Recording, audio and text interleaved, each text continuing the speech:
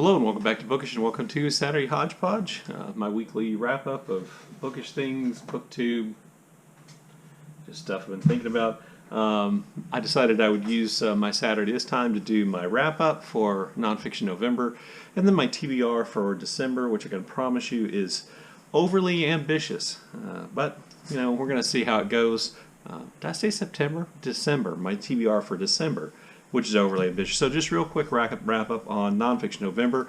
I read Balzac's Lives by Peter Brooks, The Saddest Words, William Faulkner's Civil War by Michael Gorra. The reason why I'm going through those two so quick is I posted a video which contained kind of a review about both just on Thursday. I also read Unspeakable, The Story of Junius Wilson by Sarah Burch, and BookTube's own Hannah Joyner, and this was just a remarkably good read, and a remarkable work of history, I thought, and social social history. Just a really good book, and there will be more of this. I read this as part of a buddy read, which was organized by Shawn the Book Maniac. It included Shawn and I and Roz from Scallydandling About The Books, and Alba from Seriella, and Justin from Ghost Reader. And we plan on doing a little bit more with this coming up. As soon as we get plans finalized, you'll hear more about that. And so I don't want to talk too much about this book today. And then I also did a buddy read of SPQR with the book Rook. This is a book about the history of ancient Rome. And so I'll talk about this book briefly. I liked it. I have read a book kind of similar about ancient Rome called Daily Life in Ancient Rome, which I actually in some ways kind of liked a little better. But what I really appreciate about SPQR is how it kind of focused on the business of history and how we know and how we where we get our ideas and our sources about ancient Rome. And so one of the things I found most interesting is kind of a theme that moves through the book about, you know, obviously the older Roman history we're talking about we know less about because we have fewer surviving sources, and we have to perhaps study archaeology more. We have to look at myths and language more to kind of pull out and extract facts about you know, the Roman Republic well before the beginning of the establishment of empires in Rome, and then this increased knowledge we get, which, you know, feels almost like a fire hose of information we get as we move you know, into and then past the reign of Augustus and the other emperors who followed him. The Julio Claudio emperors, I think that's right. Anyway, and then we know a lot more about them, and yet we still have to be careful with how much trust we want to place in our sources and the sources we have. And I really kind of enjoyed that as a historian of sorts. I enjoyed that kind of very self-conscious attempt to make readers aware of the sources and where this comes from and how seriously we should take those sources, how much we should trust them, what we actually don't know. My favorite parts of the book were just the parts about everyday life for everyday Roman citizens. I like that kind of history, and I find it more interesting than stories about dynasties or you know, the reigns of any individual emperors or people like that. I'm much more interested in daily life, and it has a good bit of that in it too. So I enjoyed that, and certainly enjoyed the buddy read that I did with Noel from Book Rook. So that's my wrap-up of NonFiction November. I told you, I think at the beginning of this, that my TBR for December is far too ambitious.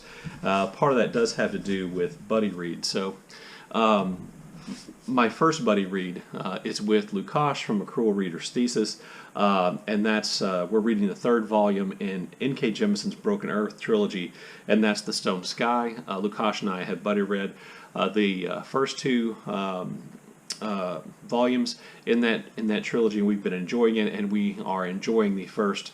I've enjoyed the first 130 pages of this. Lukas is reading this much faster than I am, so he keeps posting his thoughts about it on Voxer, and I have to wait a few days to read and catch up. But it's okay, because it is an interesting and at times really exciting read, and I really am enjoying it.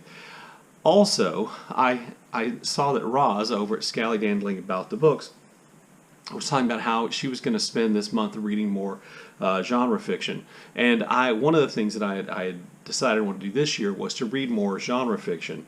The pandemic kind of upset that apple cart and kind of made me not worry too much about the plans that I had made ahead of time. But I kind of want to get back to that a little bit this month because I didn't read all the genres. I read detective stories. I've read, I believe, 2 science fiction. I've read, 2 fantasies because I've read 2 of the N.K. Jemison books this year. And I read a romance. I intended to read 2. I only read 1. And I read 1 YA. I intended to read 2. I only read 1.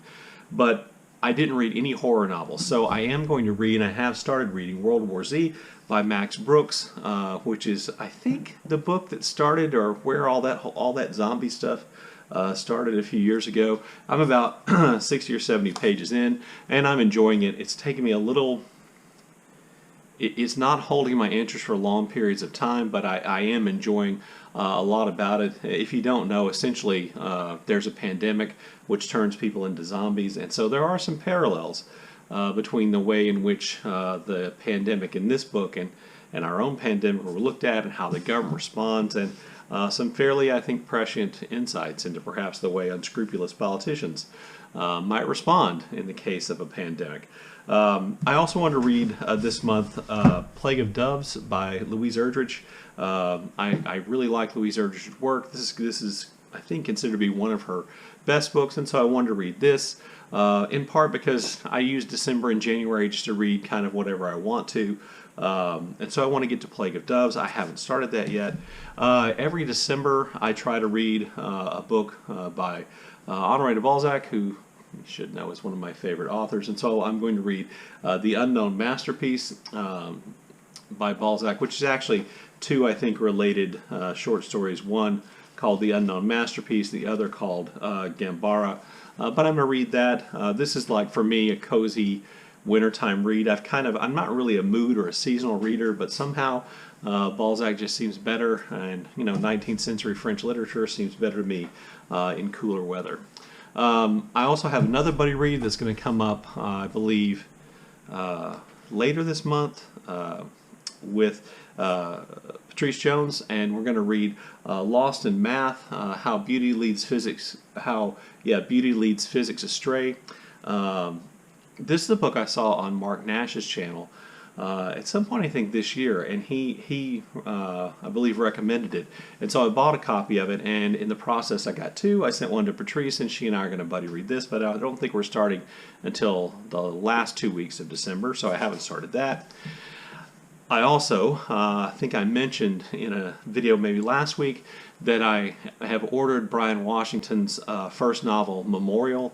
Bryan Washington is a Houston area writer, and he published a couple of years ago a book of short stories called Lot, which were all set in and around Houston, and each story took the name of a Houston neighborhood for its title. And there were some stories in that I just thought were truly extraordinary. Been looking forward to Memorial coming out. I'm a little late getting my copy. It hasn't come in yet. I'll put a picture over here instead, but I definitely want to try to get to that in December. If not, I'll definitely read it in January. And then I mentioned that a commenter on one of my Hodgepodge videos, I think now 2 full weeks from today, going backwards, named Michael Moore, had mentioned a book called The Old Man and the Sand Eel, which is about fishing and a man's reminiscence of spending time in nature with his grandfather. I've ordered a copy of that too, which should be in sometime later this month, and so I'd like to get to that as well. So I guess that might count as kind of a new or different genre for me, because it's kind of nature writing and a memoir. And while I do sometimes read memoirs, I don't do a lot of nature reading. Actually, the BookTube Prize reading this year kind of got me to do some nature writing. Anyway, so there you go. There's my TBR, or maybe I should call it a pile of possibilities. I don't think there's any way I'm getting to 8 books this month. That would be something of a record. I'm already off to a slow start, so probably not getting there. Last week I asked for input about banner ads, which are really overlay ads where a little ad box would show up right here, advertising something and allowing you to click on it. And I there were just some stories in that I just thought were truly extraordinary. Been looking forward to Memorial coming out. I'm a little late getting my copy. It hasn't come in yet. I'll put a picture over here instead, but I definitely want to try to get to that in December. If not, I'll definitely read it in January. And then I mentioned that a commenter on one of my Hodgepodge videos, I think now 2 full weeks from today, going backwards, named Michael Moore, had mentioned a book called The Old Man and the Sand Eel, which is about fishing and a man's reminiscence of spending time in nature with his grandfather. and go to the advertisement. And I wanted to see what most people said, and most people were really kind and said, you know, they don't bother me. It's okay with me. I believe Kelly from Books I'm Not Reading said, just keep reminding us that you're donating the money to charity and everything will be okay. And I am. And one of the reasons why I considered doing those overlay ads is I thought it might boost my ad revenue, the money I make from the channel just a little bit, and therefore I can increase my donations. But I watched some videos during this week, not necessarily BookTube videos. One of them was a video about people making a cabin out in the middle of the woods, by the way, which is increasingly something that sounds better and better to me. But anyway, and it had those overlay ads, and I realized how much I didn't really like them. So I took them off the video I posted Thursday, which I think will be the last video I posted, and I'm not going to put them on any new videos now, because the new videos are usually the ones my subscribers are watching. And you know, my subscribers are the most important people to me who watch the channel. Not that I don't enjoy comments from everybody, I do, but you know, you're like the regulars. And you know, when I used to wait tables, you were always really nice to your regular customers because they were they were your loyal customers. And so in the same way, I'm going to spare you those banner ads on new videos. What I will do is I will pay attention to my analytics, and if I have a video that seems to be getting lots of views over a long period of time, I may go back and put banner ads on that video, so people who are coming to that video through searches or through recommendations who are not necessarily subscribed to my channel or are going to subscribe to my channel, then you know, they'll be the ones to get those kind of banner ad or overlay ad videos. Anyway, I just wanted to mention that because everybody was really nice. I think most people who commented last week left a comment about that. And so I wanted to just kind of tell you where I am on that, and hopefully that will give me a little bit more ad revenue and allow me to maybe next year make 4 donations in a year instead of 3, which is what I think I'll end up making this year. By the way, the last donation I made was to the Houston Food Bank. You know, we are heading into a really dangerous time in the United States where, you know, if our government doesn't act, and our government hasn't been acting in any kind of responsible way for quite some time, there are going to be a lot of hungry and possibly homeless Americans in the midst of a pandemic. And so, you know, if you can support a local food bank or something like that, a local charity that helps people who are struggling, let me encourage you to do that as well. And the last thing I want to mention is that today I had the house to myself this morning.